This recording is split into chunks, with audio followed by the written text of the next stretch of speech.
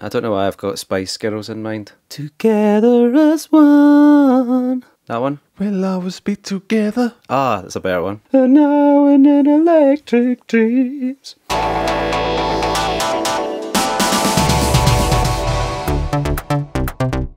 Hello and welcome to Dermist Mondays. I'm Ali. I'm Craig. It's nice to be back together again. Reunited. After, what, 3 weeks? Reunited at last. Reunited. So this week we stumbled across an article about the Kings of Leon. Wait a minute, man. Today, this Dermist Monday is a special day. It's the 30th birthday of my girlfriend, Nicole. We shout out. Ah. Do you like that? Happy birthday to you. Happy birthday to you. Happy birthday.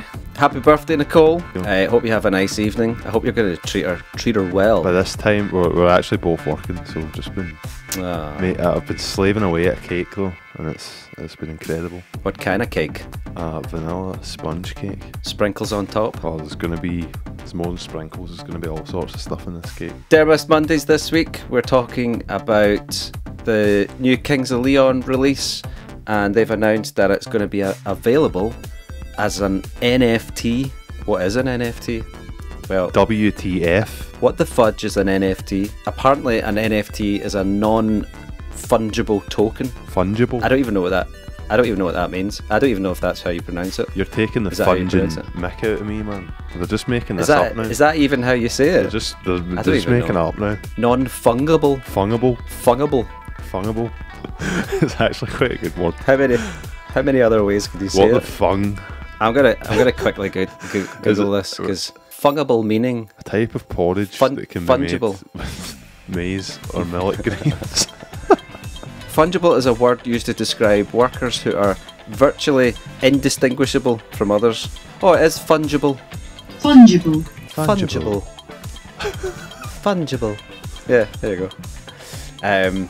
I've never heard of this in my entire life, but apparently it's a bit like sort of Bitcoin currency for music. Yeah, so from what I could understand, basically it's a way of digitising the authenticity of the sale of an original piece of artwork.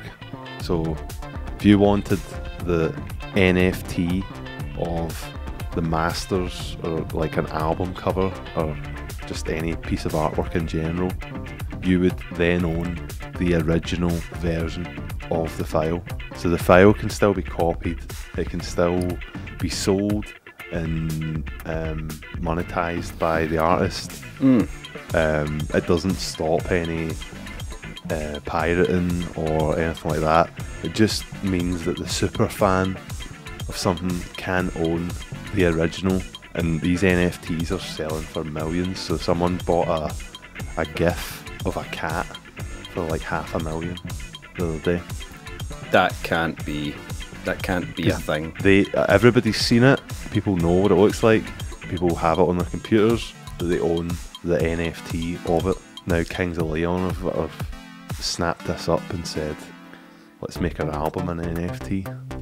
Yeah, I'm going to need to do a bit more research into what this actually is, but I suppose there's been a few changes in the music industry in the past, and bands have tried to reinvent the way that music's been released with the evolution of the music industry and the internet and the iPod and MP3 players.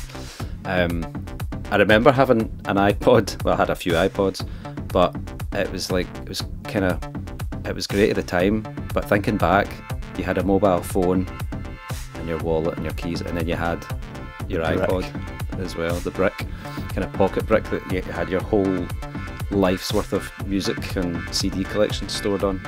And it's weird to think that wasn't that long ago, you know. And I had one of the video ones, which was a bit of a game changer. Actually, I don't really remember watching many videos on it.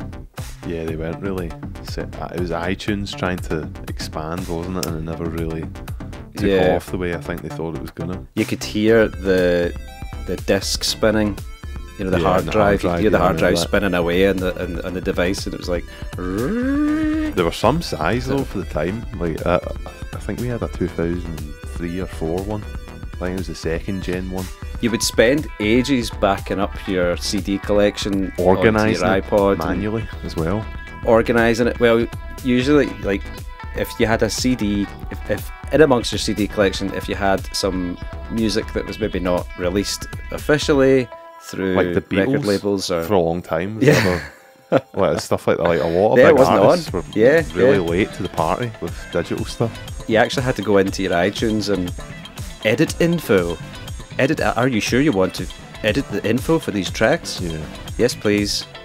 Band name, track listing, genre, subgenre. Let's be honest. That I mean, just seems it was probably ridiculous. downloaded from some dodgy torrent or whatever it was at the time. It's like yeah. vast majority of And people then- were pirating music anyway. So this is when the Well, that's the thing. I was going to say, like, Radiohead released In Rainbows. I really like that album. Really like Radiohead. When they released that as a pay what you want on their site, I think that was a bit of a game changer, because I suppose that was one of the times where piracy was at its height, and yeah, everybody was getting their illegal downloads from was it Napster, and can't really think of the other ones. LimeWire. Oh, remember that one? Forgot about LimeWire. And then U2 just decided to give their album away altogether. See, to this day, right? Listen to this one. You Right? still have that No, album. well, I do, but to this day, when I jump in my car, if I turn on the ignition and my phone connects to it, the first thing it does, because it's an iPhone, is just play the music that's on the phone. But Mhm. obviously now that's like, it doesn't actually need to be saved on the phone. It can just be through the cloud or whatever. But Imagine that if record companies did some kind of deal where, with the streaming platforms, that as soon as you connect your device to your Bluetooth in your car or in your house, that it played a sponsored track. that's weird, isn't it? Well, That would- this is what happens. Maybe not far basically- away from that, That's really. basically what happens with U2, because I never chose to put that on my iTunes library, and when I turn my car on, it auto plays music and it shuffles it, and 9 times out of 10 the first track that comes It's on is U2. U2, because I've never bought anything on iTunes, so the only thing I do have on it is U2. It's like it's just the way I see it from reading what little we know about it, it just seems to be like a nice commodity for a rich super fan. Well, that's the thing. You could get people investing, and you don't know if it's going to explode or not. And if it explodes, then you're. But it goes back to that kind of Bitcoin sort of currency, an investment. It's more like, I suppose, is that maybe what it's like? It's an NFT, but more like a sort of investment in it. Well, band? the way that it's or similar, could be an investment for an unknown band. yeah, Could it be? the way that it's similar to cryptocurrency is the way that it interacts with computers, so that basically it's stored on everyone's computer, like it makes use of other people's computers, but actually only one person can own it in that way, and that's what makes it secure. That's an interesting concept, that, isn't it? It's I mean, I know it kind of thought about a few other ideas about how the music industry can change, but can you imagine if music, bands and artists became investable? So like you could buy shares in the band, and if that band gets mega, then share prices go up and the people that invested in them make money off the band. it's like a music stock market. A music stock market.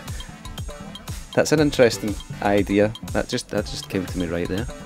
Yeah, I think there's Feel like so good many ideas. things that they could actually do.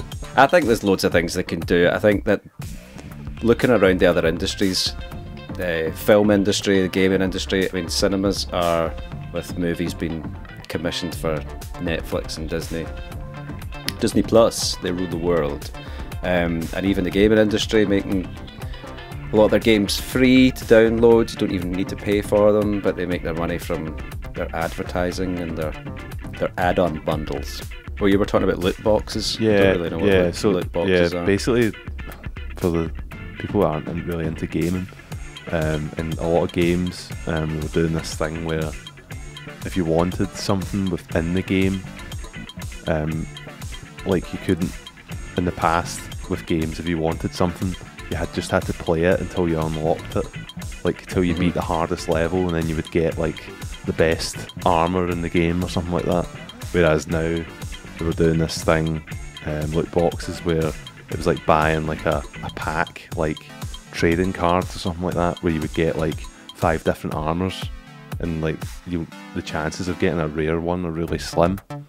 So it was like a small payment of maybe like £1 or something like that, and you would need to just keep playing until you got the one that you wanted.